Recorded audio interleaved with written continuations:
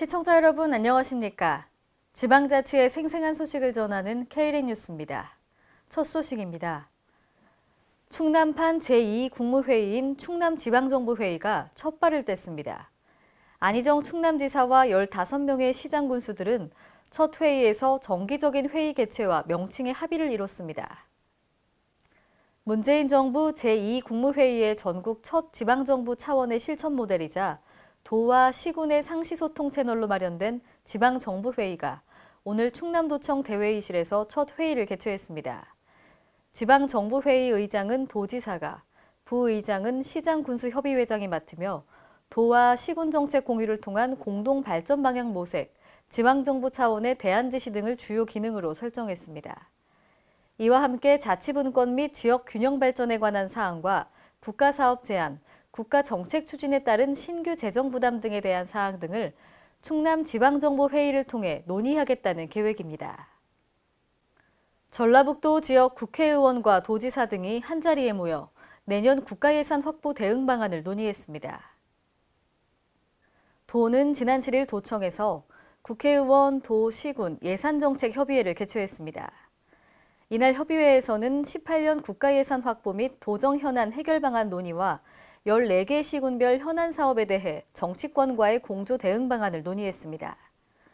현재 도에서는 총 989건에 7조 1,590억 원의 국비를 요구했으나 부처 심사 단계에서 5조 6,537억 원만 반영됐습니다. 하지만 6조 원대 이상 달성을 위해서는 기재부 단계에서 4,500억 원 이상 추가 확보가 필요한 상황입니다. 이에 추가 반영이 필요한 사업 4개 분야를 타겟으로 설정해 기재부 단계에서 증액 반영할 계획입니다. 서울 시민 10명 중 9명이 보행 중 흡연 금지와 금연거리 확대에 찬성하는 것으로 나타났습니다. 서울시는 지난 7일부터 이틀간 서울광장에서 열린 2017 함께 서울 정책박람회에서 이 같은 내용의 정책 의제에 88.23%가 찬성했다고 밝혔습니다. 앞서 서울시는 지난 5월 온라인 정책 공론장인 데모크라시 서울에서 공모를 통해 보행 중 흡연 금지를 포함한 5개 정책 의제를 선정했습니다. 정책박람회 폐막식 당일에는 시민들이 모여 정책 의제별 토론을 들은 후 현장 투표를 실시해 이 같은 결과를 발표했습니다. 서울 시민 중 성인 남성 흡연율은 36.5%로 미국과 호주보다 2배 이상 높은 수치를 보이고 있어 이로 인한 사회적 비용도 연간 7조 원에 달합니다. 한편 정책박람회 첫날인 7일에는 박원순 시장이 서울시 5대 혁신정책과 2대 역점 사업을 발표하고 이에 대한 토크쇼도 진행됐습니다. 한국토지주택공사와 LG전자, 대전환경운동연합 등은 대전 임대주택단지 등의 태양광 발전소를 설치하는 에너지 복지 사업을 공동 추진합니다. LH 등 참여 기관들은 지난 7일 대전시청에서 신재생에너지 보급 및 에너지 복지 확대 업무 협약을 체결했습니다. 이번 협약은 민, 관, 공 협업으로 대전 시내 임대주택 단지를 대상으로 태양광 발전 설비 설치, 차상위 계층 미니 태양광 지원, 경로당 태양광 발전 사업소 운영을 주요 내용으로 하고 있습니다. 이 사업이 완료되면 공동주택 3,000세대와 경로당 10여 곳에서 에너지 복지 혜택을 누리게 됩니다. 공동주택 태양광 발전소는 세대당 연간 16,000원, 미니 태양광 발전소는 세대당 52,000원, 경로당 태양광 발전소는 47만 8천원의 전기요금 절감 효과가 있습니다. 춘천 출신 축구 국가대표이자 잉글랜드 프리미어리거인 손흥민 선수가 강원도 홍보대사로 활동합니다.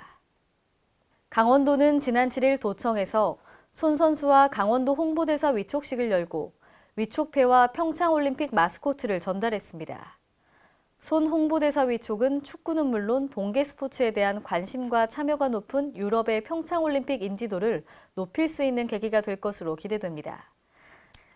한편 손흥민 선수는 그동안 평창올림픽에 남다른 관심을 보여왔고 대회 성공 개최를 기원하는 글과 사진을 평소 자신의 페이스북에 게시하며 애정을 쏟았습니다. 전북 남원시는 문화탐방 사진작가들을 위해 주제가 뚜렷한 특색 있는 문화재 10선을 선정해 발표했습니다. 이번에 선정한 이유는 증가하는 개인 도보 여행객들과 사진 동호인들에게 남원의 특색 있는 문화재를 전국에 널리 알리는 기회로 삼기 위함입니다. 이번에 남원시가 선정한 숨은보석 10개소에는 사대부 가문의 전통 한옥이 옛 모습 그대로 보존되고 있는 몽심제와 교룡산성을 들어가는 석축 출입문인 홍해문, 초가 지붕을 유지하고 있는 덕칠이 초가 등이 포함됐습니다. 탐방객들과 사진 동호인들을 위해 남원의 숨은보석 10선이라는 안내판을 설치하여 접근 편의를 도모함은 물론 특색 있는 주제를 즐기는 여행용 관광객들에게 관심을 끌게 될 것으로 기대하고 있습니다. 이상으로 K랜 뉴스를 마칩니다. 시청해주신 여러분 고맙습니다.